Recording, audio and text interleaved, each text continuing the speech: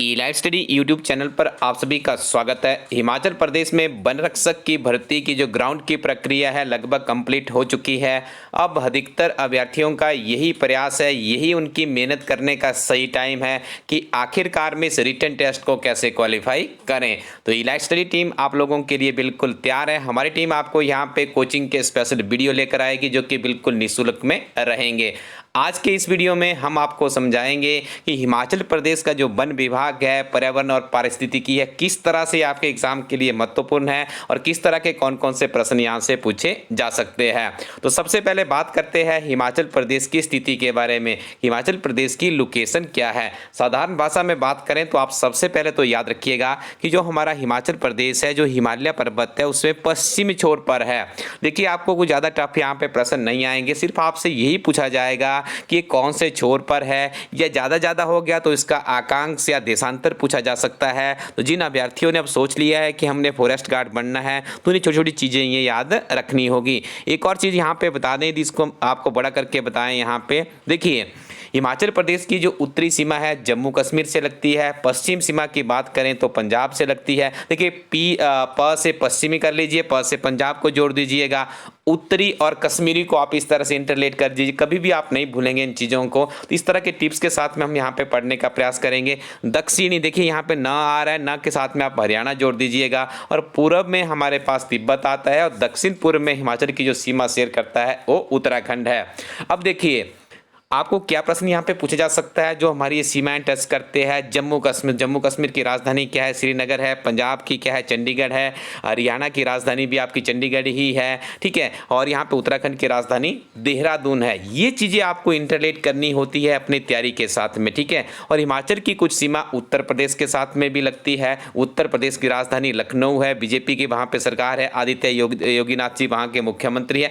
थोड़ा सा इस तरह से पॉइंट ऑफ व्यू से यदि आप अध्ययन करने की अपनी आदत को बदलेंगे।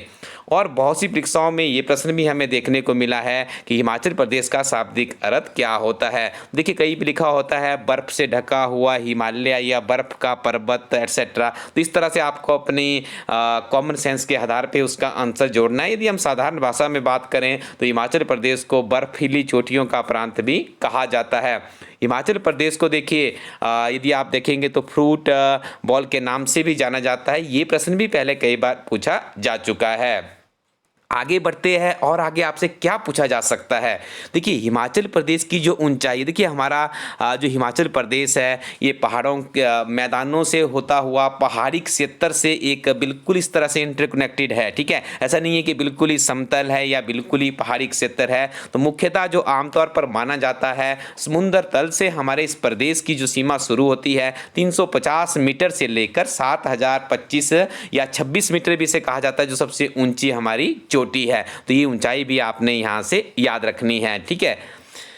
इसके अलावा देखिए, थोड़ा सा आप याद रखिएगा, भगवान श्री कृष्ण ने जो हिमालय पर्वत है उसके बारे में कहा था कि मेरा निवास पर्वतों के राजा हिमालय में है। स्वामी विवेकानंद ने हिमालय के बारे में कहा था हिमालय प्रकृति के काफ़ी समीप है। देखिए, हिमालय में ही हमारा ये प्रदेश बसा हुआ है, तो थोड़ी सी इन चीज़ों का हमें ज्ञान होना चाहिए। और हिमाचल प्रदेश को देवभूमि कहा जाता है। देवभूमि कहने का क्या तात्पर्य है? यहाँ पे देवभूमि इसलिए इस प्रदेश को कहा जाता है क्योंकि ऋषियों मुनियों की तपोभूमि ये रही है। चप्पे चप्पे पे आप विभिन्न तरह के प्रमाण देख सकते हैं। पांडवों से लेकर आगे तक के जितने भी हमारे महान ऋषि मुनि हुए हैं, कहीं ना कहीं वो हिमाचल प्रदेश की इस परंपरा से जुड़े रहे हैं। तो ये चीज़ें आपके लिए बहुत ही महत्वपूर्ण थी यहाँ से। अब देखिए, उसके बाद यदि हम बात करें तो हिमाचल प्रदेश का उद्भव और क्षेत्रफल कितना है, इसके बारे में बात कर लेते हैं। देखिए, भारत को आज़ादी मिली 15 अगस्त 1947 से। करीब 200 वर्षों की गुलामत सहन की है भारतीयों ने अंग्रेजी ब्रिटिश हुकूमत की। उसके बाद 15 अगस्त 1947 को आज़ादी मिलती है। और उसके उपरांत देखिए, आपने एक तिथि याद रखनी है, वो है 15 अप्रैल 1948। ये 15 अप्रैल 1948 को हिमाचल प्रदेश अस्तित्व में आता है। उस समय हिमाचल प्रदेश में महज 4 जिले थे। एम से आप मंडी याद रखिएगा, ठीक है जी। उसके बाद में आपने इंटरलेट करना है, चंबा है आपका, उसके बाद महासू कुमाऊं है और फिर सिरमौर है। ये 4 जिलों के साथ ही 15 अप्रैल 1948 को हिमाचल प्रदेश के पास यदि उस समय की बात करें 27,000 वर्ग किलोमीटर क्षेत्रफल था। याद रखिएगा वर्तमान में कितना हो चुका है, 55,673 हो चुका है, और जब हिमाचल प्रदेश बना था तब इतना था। ये चीज़ें बहुत महत्वपूर्ण है। और यहाँ पे देखिए 30 रियासतों को मिला के, आपको ज्ञात ही होगा आज़ादी के समय हल्के हल्के टुकड़ों टुकड़ों में हमारी रियासतों में शासन व्यवस्था बंटी हुई थी। ठीक है, तो देखिए 15 अप्रैल को ही हिमाचल दिवस भी मनाया जाता है। उसके बाद एक और तिथि आपने याद रखनी है, 1 नवंबर। इसे पहाड़ी दिवस के रूप में भी मनाया जाता है, क्योंकि इसमें क्या हुआ था, जो हमारे हिमाचल के साथ में जो सराउंडिंग एरिया था पंजाब का, उनकी सीमाओं का जो पहाड़ी क्षेत्र था उसे हिमाचल में विलय कर दिया गया, जो समतल क्षेत्र था वो पंजाब को दे दिया गया। तो उसके बाद देखिए प्रक्रिया आगे बढ़ती चलती है और 25 जनवरी 1971 आपने याद रखना है। 25 जनवरी 1971 एक बहुत ही महत्वपूर्ण तिथि है हिमाचल प्रदेश के इतिहास में। इस दिन हिमाचल प्रदेश को पूर्ण राज्यत्व की प्राप्ति होती है, एक फुल फ्लैज्ड स्टेट बनती है हिमाचल प्रदेश, और 18वीं स्टेट के रूप में अस्तित्व में आती है। उस समय से ही यदि हम बात करें 25 जनवरी 1971 से, तो हिमाचल प्रदेश में 12 जिले हैं और 55,673 वर्ग किलोमीटर क्षेत्रफल में हमारा हिमाचल प्रदेश फैला हुआ है। लाहौल स्पीति एक ऐसा जिला है जिसका सबसे ज़्यादा क्षेत्रफल है, ये भी आपको याद रखना है। कांगड़ा की सबसे ज़्यादा पॉपुलेशन है हमारे हिमाचल प्रदेश के 12 जिलों की यदि बात करें। देखिए 25 जनवरी को आप इस तरह से भी याद रख सकते हैं। 26 जनवरी तो सबको याद ही रहता है। 26 जनवरी 1950 को हमारा संविधान लागू हुआ था, और उसके बाद ही 26 जनवरी को गणतंत्र दिवस मनाया जाता है। तो 25 को हमारे हिमाचल प्रदेश को पूर्ण राज्यत्व की प्राप्ति हुई थी। ठीक है जी। अब आप वन रक्षक बनने जा रहे हैं तो आपको हिमाचल की वादियों के बारे में ज्ञान होना चाहिए। शांत वातावरण है हिमाचल प्रदेश का, और आप उन वन की रक्षा करेंगे जो कि मानव जीवन के लिए एक संजीवनी का काम कर रहे हैं। वर्तमान में जिस तरह से प्रदूषण बढ़ रहा है उसमें वनों के संरक्षण के लिए बहुत ही महत्वपूर्ण कदम उठाने की अभी आवश्यकता बनी हुई है। तो आइए आपको समझा देते हैं हिमाचल प्रदेश का भौगोलिक स्ट्रक्चर क्या है। वीडियो थोड़ा लंबा हो सकता है, लेकिन बहुत ही सारगर्भित जानकारी हम आपको यहाँ पे देंगे। बहुत से प्रश्न यहाँ से बनने वाले हैं। वीडियो के अंत में जैसे आप आगे आगे इसमें बढ़ते चलेंगे तो आपको पता चलता चलेगा कि किस तरह से हिमाचल प्रदेश की जो फॉरेस्ट्री है उसको हम लोग यहाँ पे कवर अप करने वाले हैं। तो आइए भौगोलिक आधार को समझ लेते हैं हिमाचल प्रदेश का। हिमाचल प्रदेश की जो भौगोलिक स्ट्रक्चर है, जो जियोग्राफिकली लोकेशन है, इसे 3 भागों में विभाजित किया जाता है। मुख्यतः अध्ययन की दृष्टि से बात कर लें या प्राकृतिक जो चीज़ें हैं उनके आधार पे कर लें, तो इसको आपने याद रखना है। निम्न हिमालय मीन्स लोअर हिमालय, मध्य जो कि मिड में आता है, उच्च का मतलब है जो हायर हिमालय है। तो आइए आपको समझा देते हैं। क्लर्क से लेकर एचएस तक की परीक्षा में एक प्रश्न यहाँ से पूछा ही जाता है, अच्छे से आज समझ लीजिएगा। लोअर हिमालय जो कि बिल्कुल हमारा निचला हिमालय आता है, आप इसे इस तरह से भी याद रख सकते हैं। जो शिवालिक क्षेत्र है हमारा, जो शिवालिक पर्वत श्रृंखला है, वो किस में आती है, निम्न हिमालय में आती है। अब आपको डायरेक्ट एग्जाम्पल से समझाते हैं कि इसके अंतर्गत हमारे इस प्रदेश की कौन कौन सी चीज़ें आती है। सिरमौर के पोंटा घाटी की बात कर लीजिएगा, नाहन, उन्ना, हमीरपुर, बिलासपुर, कांगड़ा का कुछ क्षेत्र है, क्योंकि कांगड़ा धौलाधार के साथ में भी टेस्ट है। लेकिन निम्न निचला जो क्षेत्र है, मंडी की बात करें, मंडी का भी जो नीचे वाला क्षेत्र है, चंबा जिले का भी जो मैदानी क्षेत्र है, वो किस में कंसीडर किया जाता है, लोअर हिमालय में ही कंसीडर किया जाता है। अब आप पूछ रहे होंगे कि सर इसकी हाइट क्या रहती है, कितने क्षेत्र तक के फैला हुआ है, तो आपको बता दें 350 से लेकर 1500 मीटर तक। वीडियो के शुरुआत में आपको बताया था कि जो हमारे हिमाचल प्रदेश की जियोग्राफिकली लोकेशन है, समुद्र तल से 350 मीटर से लेकर 7025 मीटर तक हम फैले हुए हैं। तो जो पहला हिस्सा हम यहाँ पे पढ़ने जा रहे हैं, निम्न हिमालय, उसको आपने याद रखना है, जिसे शिवालिक क्षेत्र भी कहा जाता है। शिवालिक पर्वत श्रृंखला की जो ऊंचाई है, इसको आप ऐसे लगभग ही मानी जाती है ये, लेकिन ये जो यहाँ पे हमारी टीम के द्वारा यहाँ पे कंसीडर की गई है, आप इसे अच्छे से रिमेंबर कर सकते हैं। बहुत तथ्यों के आधार पर इसे यहाँ पे कंसीडर किया जाता है। तो 350 मीटर से लेकर 1500 मीटर तक फैला हुआ है। कुछ क्षेत्र आपको यहाँ पे बता दें, आपसे प्रश्न ये पूछा जा सकता है कि पौंटा घाटी, नाहन या हमीरपुर का निचला क्षेत्र, मंडी का निचला क्षेत्र किस घाटी के अंतर्गत आता है या किस क्षेत्र के अंतर्गत आता है, तो आप इसे शिवालिक क्षेत्र के अंतर्गत इसे रखेंगे। और शिवालिक क्षेत्र को कहा जाता है मैनाक पर्वत, ये प्रश्न भी पहले पूछा जा चुका है, तो आप याद रखिएगा शिवालिक क्षेत्र को मैनाक पर्वत भी कहा जाता है। नेक्स्ट वन इज, अगला है हमारे पास मध्य हिमालय, मिड हिमालय, जो बीच का क्षेत्र है। देखिए 3 तरह से विभाजित है, एक निम्न क्षेत्र है, एक मध्यम है और एक उच्च स्तरीय है। तीनों के बारे में हम यहाँ पे पढ़ने वाले हैं। अब आपको बता दें 1500 समुद्र तल से 1500 मीटर से लेकर जो 4500 मीटर की क्षेत्र है उसे कंसीडर किया जाता है मध्य हिमालय में। मिड हिमालय में ये बहुत ही महत्वपूर्ण है, मिड हिमालय है, इसे लघु हिमालय क्षेत्र भी कहा जाता है। और जो सबसे प्रमुख हमारी पर्वत श्रृंखलाएं हैं हमारे इस प्रदेश की, धौलाधार और पीर पंजाल भी मिड हिमालयन में ही आती है। तो कितने, देखिए आपको धर्मशाला का जो अंतर्राष्ट्रीय क्रिकेट स्टेडियम बना है, धौलाधार की सुंदर वादियों के बीच में मैदान आपका स्थित है। धौलाधार के नाम से भी काफ़ी ख्याति प्राप्त है वो खेल मैदान की, यदि हम उसकी बात करेंगे। तो पीर पंजाल भी मुख्यतः आपका कांगड़ा से लेकर चंबा वाला जो क्षेत्र है उसको कवर अप करता है। तो यहाँ से आपको क्या याद रखना है, 1500 मीटर से लेकर 4500 मीटर तक इस क्षेत्र को लघु हिमालय भी कहा जाता है।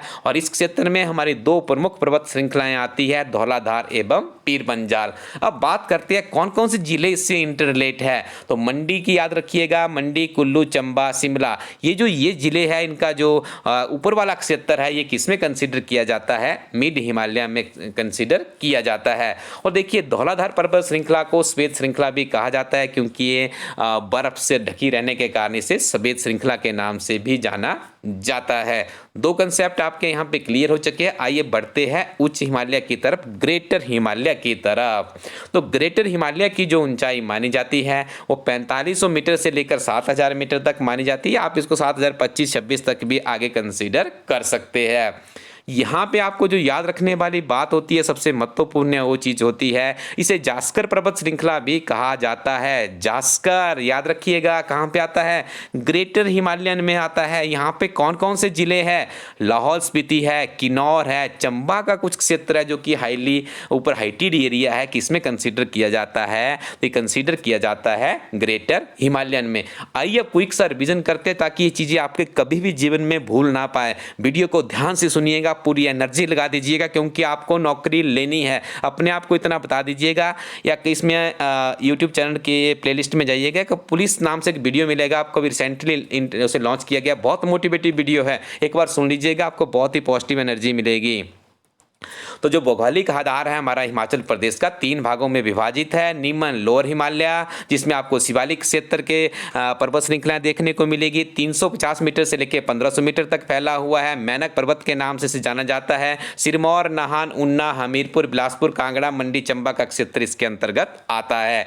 मिड हिमालय की बात करें तो इसकी ऊंचाई 1500 मीटर से लेकर 4500 मीटर के बीच में मानी जाती है। 2 प्रमुख पर्वत श्रृंखलाएं इसके बीच में आती है, धौलाधार तथा पीर पंजाल। और धौलाधार पर्वत श्रृंखला को श्वेत श्रृंखला के नाम से भी जाना जाता है। एक और बहुत ही महत्वपूर्ण चीज याद रखिएगा, जो ये पीर पंजाल पर्वत श्रृंखला है, यहीं पे वो रोहतांग दर्रा भी स्थित है। रोहतांग दर्रा की वैल्यू बहुत ज्यादा बढ़ चुकी है, क्योंकि हमारी रोहतांग जो टनल है वो चल पड़ी है, काफी ज्यादा टूरिज्म यहाँ पे देखने को मिल रहा है। उसके बारे में भी यहाँ पे बात करेंगे आगे आने वाले वीडियोस में। उच्च हिमालय की बात करें तो जो बिल्कुल हमारा जहाँ पे मानव जीवन भी लगभग खत्म रहना वहाँ पे नहीं पॉसिबल रहता है, तो उस क्षेत्र की हम बात करेंगे। ऐसा नहीं, उसके निम्न स्तर में भी बात करेंगे, 4500 मीटर पे भी जनजीवन है। जैसे जैसे आप ऊपर चले जाते हैं 7025-26 पे चले जाएंगे तो वहाँ पे मानव जीवन रहना थोड़ा सा मुश्किल माना जाता है, लगभग आप ये मान सकते हैं कि नगण्य स्थिति रहती है।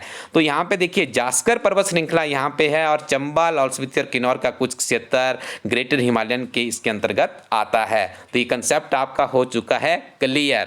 आगे बढ़ते हैं हिमाचल प्रदेश फॉरेस्ट्री की तरफ। फॉरेस्ट्री गार्ड बनना है तो फॉरेस्ट्री तो पढ़नी पड़ेंगे, और ऐसे फॉरेस्ट्री आपको यहाँ पे पढ़ाएंगे बड़ी रोचकता से। ऐसे प्रश्न आपको यहाँ पे निकाल के देंगे जिन्हें आप कभी नहीं भूल पाएंगे, तो बने रहिए आप हमारे साथ में। सबसे पहला, जब ये फॉरेस्ट की हम बात करते हैं, आज आपको अपने दिमाग में एक चीज़ बैठानी है। पहले सब कुछ भूल जाइए, आपको यहाँ पे कुछ भी रिमेंबर करने की या जरूरत नहीं है, ऑटोमेटिकली आपके दिमाग में चीज़ें भूल जाएगी। पहले एक चीज़ पकड़ लीजिएगा। देखिए क्या चीज़ आपको पकड़नी है। राष्ट्रीय वन नीति बनी थी 1988 में। कब बनी थी जी? 1988 में बनी थी। यदि हिमाचल प्रदेश जैसे पहाड़ी क्षेत्र की यदि आप बात करेंगे तो यहाँ का जो भौगोलिक क्षेत्र है हमारे हिमाचल प्रदेश का, उसका 66% वनों के अधीन आता है। इसका मतलब क्या हुआ आपको समझा देते हैं। देखिए जो हमारी 55,673 आपको वीडियो में अभी बताया, 55,673 स्क्वायर किलोमीटर में जो हमारा हिमाचल प्रदेश फैला हुआ है, इसमें से जो 66% भूमि है वो वनों के अधीन है, कि वनों के अधीन आती है। ठीक है जी। लेकिन इसमें क्या है, ये लैंड है आपके पास, यहाँ पे वन नहीं लगे हुए हैं। जो वन लगे हुए हैं कम से कम 27% पर ही अभी लगे हुए हैं। एक और मजेदार बात आपको यहाँ पे बता देते हैं, हिमाचल प्रदेश सरकार द्वारा एक लक्ष्य निर्धारित किया गया है कि 2030 तक जो हमारा एट प्रेजेंट 27% फॉरेस्ट्री है 66% लैंड पर, इसे बढ़ाने के लिए 30% करने का निर्णय लिया गया है। देखिए 30 यहाँ पे आ रहा है, 30 आप याद रखेंगे। मतलब क्या हुआ, साधारण भाषा में आपको बता दें, वर्ष 2030 तक हिमाचल प्रदेश सरकार चाहती है कि हमारे जो वन क्षेत्र है उसके अंदर जो फॉरेस्ट्री है उसकी जो परसेंटेज है वो 30% तक हो जानी चाहिए 27% एग्जिस्टिंग से। तो ये आपने याद रखना है। अब देखिए जैसे से हम इसमें आगे बढ़ते जाएंगे तो आपको जैसे नीति से यहाँ पे आया राष्ट्रीय वन नीति, तो 1988 ये क्यों आपको यहाँ पे बताया गया, इसी से इंटरलेटेड बहुत सी चीज़ें आपको देखने को आगे मिलेगी। एक चीज़ आपने और यहाँ से पकड़ ली है अभी कि हिमाचल प्रदेश में 66% जो लैंड है किसके अंतर्गत आती है, फॉरेस्ट्री के लैंड के अंतर्गत आती है। अब देखिए आपसे एग्जामिनर क्या पूछ सकता है, आपको सरल प्रश्न तो नहीं आएंगे, सरल भी आएंगे तो मेरिट बहुत हाई जाने वाली है। जीआईटी का एक्सपीरियंस शायद आपके पास होगा, बहुत से अभ्यर्थियों के पास है। एक्सपेक्ट कर रहे थे सिंपल पेपर, लेकिन पेपर ऐसा है जिसमें कि बहुत ही हैरत अंगेज कर दिया अधिकतर विद्यार्थियों को। आपकी तैयारी ऐसे होनी चाहिए लोअर लेवल से लेकर हायर लेवल तक चली जाए। तो आइए बढ़ते हैं आगे। यहाँ पे आपको एक और चीज़ याद रखनी है, अनुच्छेद 51A(G). ये आपको क्यों याद रखना है, हम सिर्फ आपको यहाँ पे ऐसी चीज़ें बताएंगे जो कि आपके एग्जाम के लिए बहुत ही इंपॉर्टेंट होने वाली है। देखिए संविधान का अनुच्छेद है 51A(G), लिख लीजिए इसे अपनी कॉपी के ऊपर। क्यों आपके लिए महत्वपूर्ण है, ये वो आर्टिकल है जो कि आपका मौलिक कर्तव्यों के अंतर्गत आता है। इसमें कहा गया है कि भारत के प्रत्येक नागरिक का यह कर्तव्य होगा कि वह जंगलों, झीलों, नदियों और वन्य जीवों सहित प्राकृतिक पर्यावरण की रक्षा और सुधार करें और जीवों के प्रति दया भाव रखे। तो ये आपको एक कर्तव्य दिया गया है भारतीय संविधान के 51A(G) के अंतर्गत कि भाई लोगों आप अपने जंगलों, झीलों, नदियों और वन्य जीवों सहित प्राकृतिक पर्यावरण की रक्षा और सुधार करें और जीवों के प्रति दया भाव रखें। तो ये आपसे पूछा जा सकता है और ऐसे भी आपको पता होना चाहिए अपने सामान्य ज्ञान की मजबूती के लिए। अब बात करें वन्य जीवों से संबंधित मामलों को नियंत्रित करने के लिए कैसे। नहीं देखिए जब आप भी फॉरेस्ट गार्ड बनेंगे, आप भी कुछ शरारती तत्वों को पकड़ेंगे तो उसके लिए कुछ नियम होते हैं ना, कुछ कानून होते हैं, कुछ अधिनियम बने होते हैं। तो इसी तरह की एक चीज़ हम यहाँ पे आपको बताना चाहते हैं कि कानून वन्य जीव अधिनियम जो नियम बना था वो कब बना था, 1972 में बना था। ठीक है जी, ये भी आपने याद रखना है। हिमाचल प्रदेश में 5 राष्ट्रीय उद्यान है, 26 वन्य जीव अभयारण्य है और 3 संरक्षण रिजर्व है। ठीक है, जिनका विवरण यहाँ पे नीचे किया गया है। तो सबसे पहले आपको बता दें हिमाचल प्रदेश में देखिए यदि बात की जाए राष्ट्रीय उद्यान के अंतर्गत 2407.28 वर्ग क्षेत्रफल में फैला हुआ है। वन्य जीव अभयारण्य की बात करें 5964.9731 इसमें वर्ग स्क्वायर किलोमीटर में फैला हुआ है। संरक्षण क्षेत्र की बात करें 19.17 वर्ग किलोमीटर में फैला हुआ है। कुल यदि बात करें तो 8351.4231 वर्ग किलोमीटर में चीज़ें फैली हुई है। हिमाचल प्रदेश में चिड़ियाघर और एवियरी की यदि आप बात करें तो देखिए ये भी वन संरक्षण का एक महत्वपूर्ण है। तो हिमाचल प्रदेश में 3 मान्यता प्राप्त उद्यान है जो कि कुफरी, रेणुका और गोपालपुर में है। तीनों जगह के नाम आप याद रखिएगा, कुफरी है, रेणुका है और गोपालपुर है। देखिए अपने आप को इस तरह से मोटिवेट कीजिएगा कि जब मैं फॉरेस्ट गार्ड लग जाऊँगा तो उसके बाद मैं इन स्थानों को विजिट करूँगा, यहाँ पर देखूँगा क्या क्या चीज़ें हैं, किस तरह से चलती है, क्या क्या यहाँ पर काम किए जाते हैं। ठीक है, तो आपको और भी पॉजिटिव एनर्जी मिलेगी अपनी पढ़ाई की तरफ आगे बढ़ने के लिए। तो यहाँ पे बात करें, हिमाचल प्रदेश में 3 मान्यता प्राप्त उद्यान है, कुफरी, रेणुका और गोपालपुर, और 3 ही मान्यता प्राप्त प्राणी उद्यान है, इनको भी आप याद रखिएगा, जो कि शिमला, सरहान और चैल में स्थित है। नेक्स्ट वन इज गोपालपुर चिड़ियाघर। देखिए गोपालपुर जो चिड़ियाघर है आपका, ये प्रश्न आपके लिए बहुत महत्वपूर्ण है। सबसे पहले तो आप इसे याद रखिएगा कहाँ पर है, तो कांगड़ा जिला की पालमपुर तहसील में आता है, ठीक है। तो आप इसे गलत मत कर दीजिएगा, प्रश्न आपको आने वाला है, बहुत महत्वपूर्ण प्रश्न है। गोपालपुर चिड़ियाघर कहाँ पर है? पालमपुर जिला कांगड़ा में पड़ता है। कब इसको इनॉग्रेट किया गया था? 23 अप्रैल 1992 को किया गया था। तो यहाँ पे देखिए एशियाई शेर, तेंदुए, हिमालयन काले भालू, सांबर हिरन, मृग, गोरल, जंगली सुअर, भूटान ग्रे मोर इत्यादि यहाँ पे सारे के सारे पाए जाते हैं गोपालपुर चिड़ियाघर में। रेणुका चिड़ियाघर की बात करें तो रेणुका से तो आपको याद आता है, रेणुका मीन सिरमौर में है, क्योंकि हमारी सबसे बड़ी जो प्राकृतिक झील है रेणुका झील है, कहाँ पर है? सिरमौर में है। आर्टिफिशियल झील कहाँ पे है? अपनी गोविंद सागर है, जो कि आपकी बिलासपुर में है। तो रेणुका चिड़ियाघर की यदि बात की जाए तो रेणुका चिड़ियाघर जब अस्तित्व में आया था तो ईयर थी वर्ष 1957, ये आपको याद होना चाहिए। और चिड़ियाघर में लाया गया पहला जो जानवर मोती था वो एक नर हिरन था। वहीं पर 400 हेक्टेयर में फैला रेणुका एक अभयारण्य भी है, इसमें तरह तरह की जड़ी बूटियाँ, तीतल, सांबर, चिंकारा इत्यादि चीज़ें पाई जाती है। कुफरी चिड़ियाघर, तो कुफरी एक बहुत ही बेहतरीन टूरिस्ट प्लेस है जो कि आपका शिमला में स्थित है, तो ये भी आप याद कर लेंगे। तितर प्रजनन केंद्र की बात करें तो ये कहाँ पे है? चैल में है, आप याद रखिएगा। तितर प्रजनन केंद्र कहाँ पे है? चैल में, चैल में पड़ता है। तो देखिए आगे बढ़ेंगे थोड़ा सा इसमें, तो हिमालयन बर्ड पार्क कहाँ पर है? शिमला में है। तो देखिए Himalayan bird park Chaura Maidan की नींव हिमाचल प्रदेश के माननीय पूर्व राज्यपाल एस चक्रवर्ती द्वारा वर्ष 1971 में रखी गई थी। और हिमाचल प्रदेश के पहले राज्यपाल भी थे, ये भी आपको याद रखना है, ठीक है। वर्तमान में हिमाचल प्रदेश के राज्यपाल कौन है? कमेंट सेक्शन में बताइएगा। यदि हर रोज सुबह आप इलास्टिक टीम के करंट पे सुनते हैं तो आपका प्रश्न क्लियर होगा। ये कुछ दिन पहले ही वो परिवर्तित हुए हैं, कुछ दिन पहले ही वो हिमाचल प्रदेश में आए, हिमाचल प्रदेश के गवर्नर बने हैं। वो प्रश्न भी आपके लिए बहुत ही इंपॉर्टेंट है। हिमाचल प्रदेश राज्य कैंपा, तो आपको बता दें हिमाचल प्रदेश राज्य कैंपा का गठन हिमाचल प्रदेश सरकार की अधिसूचना दिनांक 3 अगस्त 2009 द्वारा किया गया था। केंद्र सरकार से प्रदेश कैंपा निधि प्राप्त करता है। हिमाचल प्रदेश राज्य कैंपा वन विभाग की क्षेत्रीय इकाइयों के माध्यम से विभिन्न योजनाओं को लागू करता है। देखिए आपको यहाँ पे एक चीज़, बहुत ही महत्वपूर्ण चीज़ बता दें। चलो पहले थोड़ा सा वीडियो आपका कंप्लीट कर लेते हैं, उसके बाद बात करते हैं ग्रीन इंडिया मिशन। देखिए ग्रीन इंडिया मिशन आपका 20 फरवरी 2014 को चला था। ग्रीन मिशन का मतलब है कि आपकी जो ग्रीनरी से जो पर्यावरण है उसे आगे आपने बढ़ाना है, ठीक है जी। तो जिसमें हिमाचल प्रदेश का बिलासपुर, नालागढ़, मंडी, धर्मशाला, ऊना और हमीरपुर वन क्षेत्रीय मंडलों के प्रारंभिक ग्रीन इंडिया मिशन के अंतर्गत इनको जोड़ा गया है। तो याद रखिएगा बिलासपुर, नालागढ़, मंडी, धर्मशाला, ऊना और हमीरपुर।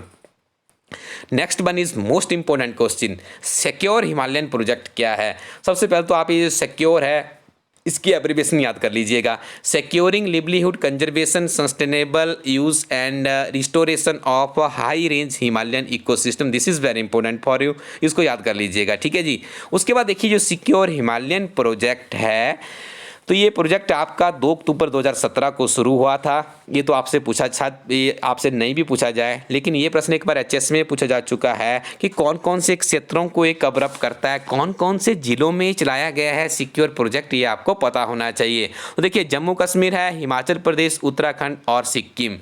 तो ये हमारे एक अभी तो यूटी बन चुका है। यूटी का मतलब है यूनियन टेरिटरी, केंद्र शासित प्रदेश है जम्मू कश्मीर, ठीक है जी। हिमाचल प्रदेश, उत्तराखंड और सिक्किम के क्षेत्रों को जो जैव विविधता संरक्षण, जीविका में विविधता लाना, वन्यजीव अपराध को रोकने तथा ज्ञान के स्तर को बढ़ाने के लिए सिक्योर हिमालयन प्रोजेक्ट को 2 अक्टूबर 2017 को लॉन्च किया गया था। 2 अक्टूबर को आपको ज्ञात होगा महात्मा गांधी जी का जन्मदिन होता है, विश्व अहिंसा दिवस भी इसी दिन मनाया जाता है। तो सिक्योर हिमालयन प्रोजेक्ट से आपको ये चीज़ें याद रखनी है। सिक्योर हिमालयन प्रोजेक्ट किस वन्य प्राणी की प्रजाति को बचाने के लिए शुरू किया गया है? तो इसे बचाने के लिए शुरू किया गया है स्नो लेपर्ड। आपसे ये भी पूछा जा सकता है कि secure Himalayan project Himachal Pradesh के किन क्षेत्रों से संबंधित है? तो आप इसका उत्तर करेंगे लाहौल स्पीति, पांगी और किन्नौर। सिक्योर हिमालयन प्रोजेक्ट की अवधि क्या है? 2017 से 2024 के बीच में चलेगा। सिक्योर हिमालयन प्रोजेक्ट में लाहौल, पांगी तथा किन और क्षेत्रों के कितने गांवों को यहाँ पे सम्मिलित किया गया? Right answer is 34। देखिए अब आपको ये जो आगे की प्रश्नोत्तरी है ये आपको स्वयं पढ़नी होगी। ये ऐसे प्रश्न हैं जो कि आपके एग्जाम के लिए बहुत महत्वपूर्ण। जैसे पहला प्रश्न आपको बता दें, हिमाचल प्रदेश वन विभाग की स्थापना किस बरस हुई थी? तो 25 अप्रैल 1974 को हुई थी। अब आपको ये नोट्स कहाँ से मिलेंगे, ये हदैन सामग्री कहाँ से मिलेगी, तो उसके बारे में आपको बात करते हैं, जो कि जानना आपके लिए बहुत ही महत्वपूर्ण है। देखिए आपको इस वेबसाइट पे जाना है, अभी भी आपके पास समय है, कुछ ना कीजिए, देरी ना कीजिएगा यदि ज़िंदगी में सफल होना चाहते हैं। इस वेबसाइट पे जाइएगा और एक आपको यहाँ पे बुक्स मिलेगी। उस बुक किताब का नाम होगा फॉरेस्ट गार्ड। फॉरेस्ट गार्ड की इलस्ट्री टीम की किताब है। मॉक टेस्ट भी लॉन्च कर दिए गए हैं, 10 मॉक टेस्ट है। निश्चित तौर पे इन चीज़ों को पढ़ेंगे तो आपको बहुत ही लाभ मिले। किताब में क्या आपको मिलने वाला है उसके बारे में आपको बता दें। इस किताब में देखिए किसी भी टेस्ट की तैयारी करने से पहले सबसे पहले आपको क्या करना होता है, उस परीक्षा के पुराने प्रश्न पत्र पढ़ने हैं। तो पुराने प्रश्न पत्र देखिए इस किताब में इंक्लूड किए गए 2019 और 13 का। दोनों को आपको वेरिएशन समझा जाएगा। Indian history, polity, economy, geography, general English है, जनरल हिंदी है, मैथमेटिक्स है, जनरल साइंस की तवज्जो क्या है, कितने प्रश्न यहाँ पे पूछे जाते हैं। उसके बाद देखिए आप 13 का पेपर पढ़ेंगे, आपको और वेरिएशन लगेगा, आपके दिमाग में सेटअप बन जाएगा, परीक्षा का स्तर ए है, इस तरह के प्रश्न यहाँ पे पूछे जाते हैं। उसके बाद यहाँ पे आपको देखिए जो हम डिस्कशन कर रहे हैं ये पूरी की पूरी चीज़ें शायद आपको वीडियो के माध्यम से पढ़ाना पॉसिबल नहीं है, लेकिन हमारी कोशिश रहेगी जितना भी हम आपकी सहायता कर पाए करने का प्रयास पूरा जारी रखेंगे। लेकिन आपको सेल्फ स्टडी में यदि आप जाएंगे तो आपको ज़्यादा लाभ मिल सकता है। इस तरह का प्रश्न पत्र होगा। जब आप इस प्रश्न पत्र को पढ़ लेंगे तो उसके बाद आपको आगे 2013 का प्रश्न पत्र मिलेगा। इसमें इस बुक में ये किताब आपको अपने नज़दीकी शॉपकीपर के पास भी मिल जाएगी। उसके बाद देखिए ये अध्ययन सामग्री है जिसके ऊपर हम, यदि ये किताब आपके पास होगी, एक बार यदि आपने रिव्यू कर लिया होगा, सेकेंड बार हम आपको यहाँ पे पढ़ाना इसको शुरू कर रहे हैं तो आपको बहुत ही लाभ यहाँ पे मिलने वाला है। इस तरह से आप देख लीजिएगा। यदि आप अगले लेक्चर में हमारे साथ में जुड़ेंगे, ये चीज़ें आपने पहले पढ़ी होगी तो यहाँ पे देखिए आपका कितना अच्छा रिविजन होगा। ऐसे टिप्स हम आपको यहाँ पे देने वाले, ऐसी ट्रिक्स आपको यहाँ पे बताने वाली है जहाँ से प्रश्न तो बनेंगे ही बनेंगे। कोरोना काल में पर्यावरण की गरिमा और विश्व पर्यावरण का क्या औचित्य है, इस तरह के प्रश्न आपको यहाँ पे इस किताब में मिलेंगे। बहुत ही नवीनतम अध्ययन सामग्री से लैस किताब है और साथ में भारत का पर्यावरण और पारिस्थितिकी। तो ये देखिए पूरा का पूरा इसमें आपको एक कंप्लीट सिलेबस पैकेज मिलता है और साथ में मॉक टेस्ट लगाना मत भूलिएगा। इलास्ट्री टीम की तरफ से मॉक टेस्ट लॉन्च कर दिए गए हैं। सिंपली वेबसाइट पे जाइए ilashtreecolor.in पे और अपने लिए कॉपी आज ही ऑर्डर कर लीजिएगा। लिमिटेड कॉपीज है, हार्डली